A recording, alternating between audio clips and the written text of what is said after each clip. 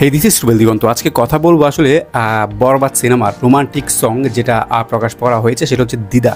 দিদা আসলে সংটা কেমন হয়েছে এবং দিদা সংটা আমার কাছে কেমন লেগেছে, পাশাপাশি এই আসলে ফুল ফেস রোমান্টিক সংটা আসলে কেমন দর্শকের কাছে সাড়া ফেলবে।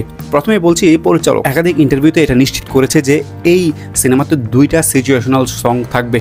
আমার মনে হয় এই যে দ্বিধা, প্রীতম হাসানের কণ্ঠে অসাধারণ একটা সং এবং একটা রোমান্টিক সং, যে এটা একটা বোঝাই যাচ্ছে। কারণ একটা ছেলে একটা মেয়েকে ভালোবাসার প্রাথমিক পর্যায়ে কী কী করতে পারে এবং কতটা ক্রেজ থাকে মেয়েটার প্রতি এবং মেয়ের জন্য সে কী কী করতে পারে, এই ব্যাপারে আসলে একটা ইঙ্গিত দেওয়া হয়েছে।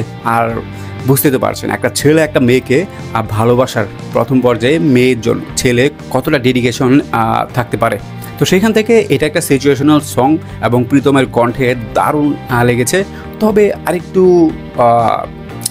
ক্যাচি হওয়া দরকার ছিল, লিরিক্সগুলো এতটা ক্যাচি লাগেনি, বাট ওভারঅল বলতে গেলে ভালোই লেগেছে গানটা। তবে আরও একটু আসলে ফুল ফ্রেশ রোমান্টিক, আমি আসলে টিজারটা দেখে মনে করেছিলাম যে এটা একটা ফুল রোমান্টিক গান হবে, কিন্তু বাট সিচুয়েশনাল সং হবে এইটা আসলে আমি বুঝতে পারিনি।